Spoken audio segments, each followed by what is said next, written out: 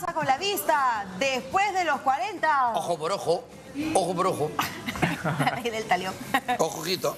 Muy bien, Atento. ¿Qué es lo que pasa con la vista? Realmente muchas personas, bueno, algunos reportan, ¿no?, que tienen que poner, digamos, los textos cada vez más lejos, otros cada vez más Sí. cerca. Empieza a fallar. Algunos no lo Qué quieren gracioso, aceptar. ¿no? Están así como, a ver, un ratito. Claro. Sí, un ratito. Otros se ponen lentes, pero ni con eso. Ni ¿no? con eso. Algunos se ponen lentes de rojos, dice por ahí, ¿no? De colores. Pero el color Pero nada. del marco es para que no se pierda. Claro, claro. ya, muy ciego ya. Muy bien. Bueno, estamos con nuestro invitado, el doctor Mauricio Miranda, que es oftalmólogo. ¿Cómo estás, Mauricio? Mauricio, ¿cómo te Buenos va? días, Cecilia. Buenos días, Oscar. ¿Cómo estás? Bienvenido en esta semana de reflexión. Para que no se sienta solo, Oscar, yo también. Tus lentes para soldar. Así es. Está bien. Estos son mis lentes 3D. Sí, Mis lentes 3D. Estamos tres. ¿Cómo estás, Mauricio? ¿Qué tal tu fin de semana? ¿Vas a estar tranquilo? Sí, ¿Vas a tranquilo, reflexionar? tranquilo, reflexionar, una semana en la cual realmente hay que recordar que hace más de 3000 años un hombre dio la vida por nosotros, nos enseñó lo más hermoso que es la entrega, el amor, ¿no? Jesús, que es el Hijo de Dios, tal esa gesto, muestra ¿no? tan grande de desprendimiento que tuvo este hombre hacia el mundo, que la enseñanza básicamente resume en el amor, en la entrega hacia el prójimo. Sí. Así es. Así que Así ese es el es. gran mensaje. Maravilloso. Bueno, y cuéntame, Mauricio, ¿cómo ¿Qué es lo que nos pasa, no? afecta la edad a la vista a partir de este tiempo, ¿no? Los 40 cheques. Bueno, a partir de los 40 años empieza a aparecer no una enfermedad, sino un proceso, digámoslo así, fisiológico de falta de acomodación llamada la presbicia, que es cuando ya a partir de esa edad aparece súbitamente la necesidad de usar lentes porque tenemos que estirar los brazos para poder enfocar de cerca. La visión de cerca y la visión intermedia se ve afectada por esa falta de acomodación que tienen ambos ojos en el momento de enfoque. Y eso se resuelve básicamente con el uso de gafas para cerca o inclusive hay ahora una técnica, la técnica de la cirugía láser para hacer corrección de presbicia, lo que hasta hace unos 5 o 6 años atrás no existía. No se Solo podía. se podía corregir hipermetropías, miopías, astigmatismos, defectos refractivos, pero ahora también se puede corregir la presbicia. Maravilla. Ahora, una pregunta. Una persona que ya tiene, digamos, desde joven, desde niño, problemas de hipermetropía, astigmatismo, miopía, ¿también se le junta con la presbicia en Correcto. algún momento? Así es, porque eso tiene y se interpreta como un proceso de adición. Cuando uno habla de presbicia, uno siempre habla, mi médico me formuló un +1 o un +2, ¿sí? O un +3, dependiendo de la edad. A partir de los 40, la adición normal, que se hace por un cálculo, que nosotros los oftalmólogos manejamos, es adicionar un +1. Cuando es 50 años, un +2, y cuando es un 60 años, un +3. Ahí prácticamente llega a ver todo el enfoque acomodativo de potencia máxima visual cercana del ser humano. Pasados los 60 años de edad, esa medida, esa adición de +3 no debería aumentar, ¿sí? Si a partir de los 60 años de edad, esa visión cercana o lejana, con la medida que ya tiene el paciente, o la adición de +3 ya no enfoca de cerca, y hay un problema que podría estar asociado a la catarata, que ya tendría que resolverse con la cirugía de catarata. Pero la presbicia, como tú bien dices, es una adición por un proceso de acomodación espontánea, falta de acomodación que tiene los ojos, ambos ojos porque se da en simultáneo, y que usualmente aparecen en pacientes, y lo notan mucho más, pacientes hemétropes, o sea, pacientes que nunca usaron lentes, pacientes hipermétropes como yo. Los pacientes miopes retardan un poco la aparición de la presbicia porque tienen una mayor facilidad de la acomodación. Por eso que hay pacientes que están entre los 45, 47 años de edad, son miopes y todavía dicen, no, yo todavía no necesito lentes para leer, todavía me defiendo. Me quito mis lentes más bien de lejos para ver de lejos, pero leo sin lentes para ver de cerca. Esos son los pacientes miopes, que caramba. retrasan un poquito esa adición. O sea, los que tienen tarde o hipermetropía como nosotros. que tarde o temprano va a terminar justamente en un proceso acomodativo. Ahora, pero esto de que se pueda corregir ya me parece, porque antes yo siempre he escuchado que la gente se lamentaba y decía, no Ya puedo, no fuiste. se puede, ya fuiste. Bueno, ¿no? es un tema Qué buena de avanzada, es un noticia. tema de avanzada hoy en día porque básicamente hay dos tecnologías que están llegando y que ya lo tenemos acá en el Perú. Una de ellas básicamente es la cirugía láser, que ya la manejamos hace 15 años atrás, corrigiendo y haciendo una combinación, digamos así, de medidas y ediciones. Si uno tiene medida de lejos, se corrige al ojo dominante toda la medida de lejos, y el ojo no dominante se le adiciona esa presbicia, se le adiciona la adición de 1 o 2, y tratamos de hacer una acomodación espontánea para que el cerebro haga una adecuada fusión, y eso llamamos una cirugía de láser utilizada como técnica de monovisión. Y unos dispositivos que han llegado también al Perú que se llaman los CAMRA, que son anillos que se colocan dentro del ojo a nivel central de la pupila, bilaterales también, que ya se están aplicando en los Estados Unidos, en Europa y en Japón con gran éxito, y que puede resolver un problema de presbicia bilateral en pacientes que jamás usaron lentes. Pero hay un problema importante que también quiero tocar en esta oportunidad, que es el queratocono. Porque la presbicia es un acontecimiento, digamos, espontáneo y natural que se da a partir de los 40 años de edad, pero hay una enfermedad importante que sucede a partir de los 40 y en adelante, que se diagnostica a partir de esa edad, aunque la sintomatología y algunas fluctuaciones de visión hayan podido tener un tiempo, digamos, primario o temprano. El queratocono es esto de acá. Esta es una córnea, ¿sí? Que la estamos viendo a nivel de retroiluminación con un aparato que llamamos lámpara de hendidura. Así es la córnea y de esta todos. es una córnea irregular. Es una irregular. córnea totalmente abombada. Es como si fuera una ¿cierto? gota, ¿no? Es como si fuese una gota. Entonces, querato es córnea en latín. Cono es una córnea cónica, en forma de cono, que poco a poco esto va bajando y va inclinándose hacia la parte inferior, adelgazando el epitelio y el estroma de la córnea, causando problemas como ojos secos, problemas de úlceras, problemas refractivos, anormalidades ya patológicas que puedan conllevar inclusive a que se formen lo que llaman bulas, que son alteraciones ya superficiales que vienen de adentro hacia afuera del ojo, de esta estructura anatómica, causando un problema grave que terminaría de no tratarse a tiempo en un trasplante de córnea. Wow. En la siguiente imagen podemos apreciar básicamente la comparación de lo que es una córnea normal Claro. de un ser humano y una córnea cónica. Hay un abombamiento, un alargamiento de este eje anterolateral y anteroposterior de la córnea, y esto causa un adelgazamiento de la córnea en el pico más alto de la empinación. Y usualmente esta empinación se da central y tiende a bajar, como si fuese un seno caído. Entonces es importante tener esto en cuenta. ¿Y por qué lo menciono ahora? Porque es una patología que en un 25 a 30% aquí en el Perú la presentan nosotros, los peruanos. Es una patología que está asociada a pacientes que viven en altura, todo el altiplano peruano, Cusco, Ayacucho, Arequipa, Junín, Huancayo, la sierra peruana, pacientes con frotación crónica del ojo, pacientes atópicos que se frotan continuamente los ojos, pacientes que tienen alteración de la superficie ocular, ojo seco, son pacientes que tienen tendencia y predisposición a tener esta patología que usualmente llega a tocar el consultorio de un oftalmólogo a los 40 años de edad, pero vuelvo y repito, no es una patología que aparece de la noche a la mañana, sino es una patología que poco a poco se va avanzando y va degenerando. ¿Y cómo uno se da cuenta? Porque hay gente que usa lentes de contacto rígidos, gas permeable o blandos, que fluctúan la visión y que por más que usen los lentes de contacto o las gafas, esa medida sigue aumentando porque acá hay un proceso astigmático. La córnea, cuanto más empinada se hace, crece el astigmatismo, y ese astigmatismo hace que haya una pérdida de visión y una pérdida de enfoque, calidad de visión y una visión distorsionada, borrosa. Y otro antecedente importante son pacientes miopes muy altos, porque también la miopía muy alta con un ojo grande hace que también haya un crecimiento normal de la parte anterior del ojo de la córnea, causando esta normalidad anatómica, ¿sí? Esto es el queratocono. Mauricio, así como este problema, se me ocurre pensar que, digamos, aquellas personas que están expuestas, por ejemplo, en el altiplano y que son víctimas de las radiaciones ultravioleta o personas muy cercanas a la costa, esto también afecta a la vista. ¿Qué tipo de problemas se podrían ver acrecentados, ¿no?, con, digamos, debidos a la radiación después de los 40? Después de los 40, la primera es básicamente la catarata, porque este es el cristalino, que es el segundo lente natural. Si comparamos y hablamos rápidamente en la parte anatómica, tenemos un primer lente natural que se llama la córnea transparente, un segundo lente natural que es el cristalino, y la parte posterior del ojo, que es la retina y la mácula. Este lente, que es el cristalino, su nombre lo dice, cristalino, porque es cristal, ¿sí?, hace de que a través de la córnea llegue y pase las imágenes y la luz y haga un impacto directo hacia la mácula y hacia la retina, trasluciendo esas imágenes hacia el nervio óptico y hacia el cerebro, dando una calidad adecuada de visión, una visión perfecta. ¿Qué pasa si esto está alterado? Esto no va a captar las imágenes y va a haber una alteración acá en cuanto a la interpretación de las imágenes a nivel de la mácula o de la retina.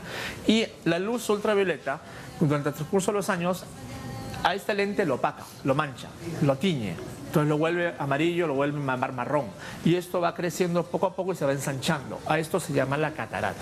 Entonces, una de esas, digamos, características, respondiendo a la pregunta que tú has hecho, a partir de los 40 es justamente proteger los ojos de los rayos ultravioleta tipo A y tipo B, no solamente para prevenir la catarata y prevenir problemas a nivel también del segmento anterior, que es la córnea, sino también otra enfermedad, que es la segunda causa de ceguera irreversible en el mundo, que lo tocamos una vez, que es la mácula. Un área muy específica donde hay células fotorreceptoras espectacularmente dispositiva para poder captar e interpretar las imágenes que llegan acá hacia el cerebro. Toda estructura anatómica posterior se llama la retina, pero hay una zona muy específica que es esa mácula, que si se daña va a dañar justamente la visión central y cuando se daña causa una cicatriz, lo que se llama una mácula tipo seca, que es irreversible el tratamiento. Inclusive hoy en día hay estudios con procesos de revascularización de la retina o procesos también, digámoslo así, con antioxidantes, ¿sí? O células madre que están todavía en estudio para poder ver la manera de reconstituir y reactivar esas células que ya están muertas. Entonces, el sol es un punto importante de tomar en cuenta.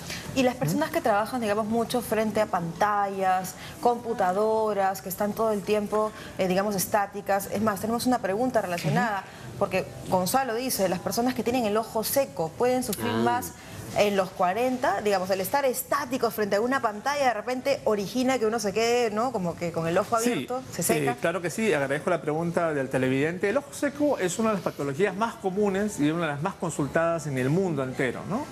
El término parece sencillo, ojo seco. ¿Cómo te das cuenta que tienes Pero el ojo ojo seco compromete toda la estructura anterior del ojo. ¿Pero cómo se sabe que uno tiene ojo seco? ¿Cómo se sabe que hay ojo seco? Hay varios síntomas, ¿no?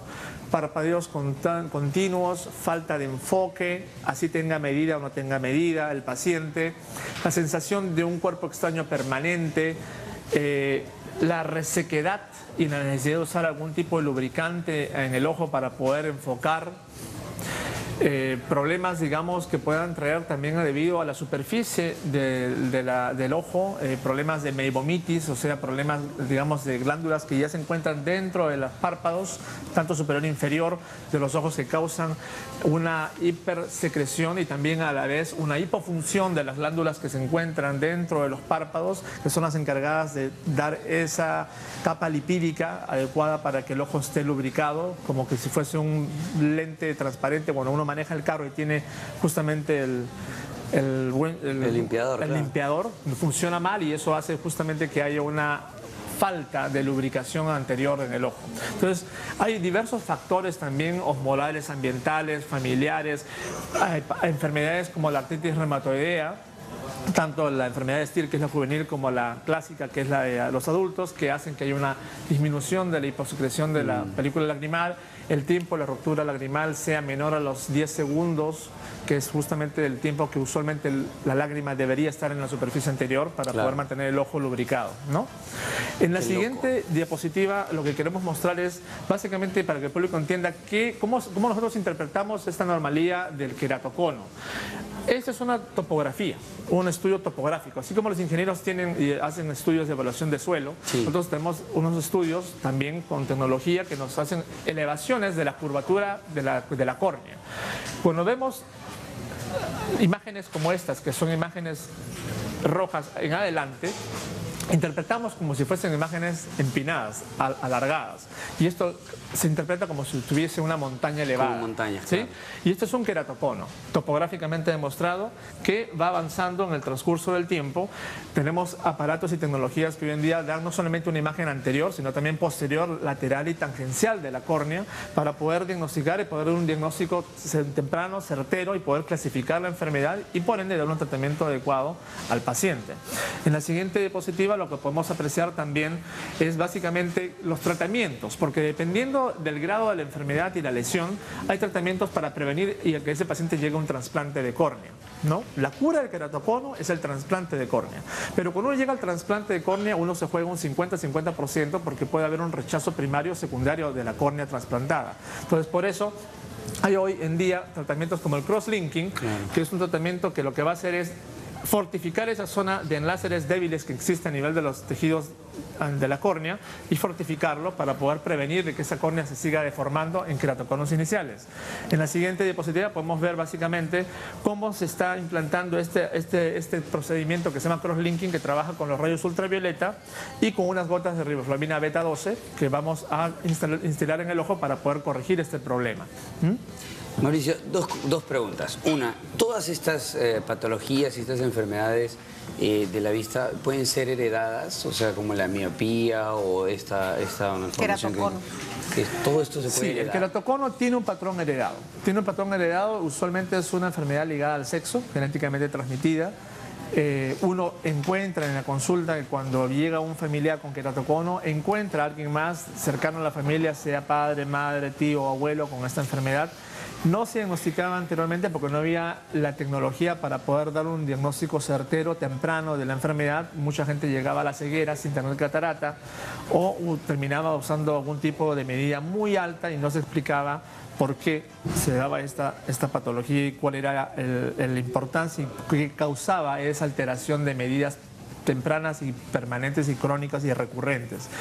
El queratocono, vuelvo y repito, es una patología que causa un problema grave visual, quita visión, está usualmente asociado a patrones, como dije, de resequedad, gente que vive en la altura, frotamiento de ojos crónicos atópicos, pacientes muy miopes, pacientes que tengan astigmatismos irregulares, muy altos, y eso lo hacemos muy seguido en la consulta, porque inclusive llegan niños a la consulta con un ojo normal, digámoslo así, sin mucha medida, y el otro ojo tiene un astigmatismo de 5. Hay que llamar la atención porque no es normal que un ojo desarrolle y tenga un desarrollo normal y que el otro ojo se dispare tan alto. Le hacemos estudios topográficos y descubrimos que hay una anormalidad que se está dando. Claro. Esa anormalidad es que la córnea se está deformando, ¿sí? Y al momento de formarse, crece de forma anómala. Entonces hay que corregirla. Y una manera también de corregirla, dependiendo del grado de digámoslo así, de patología y de clínica que uno puede encontrar, es el implante de anillos intraestromales.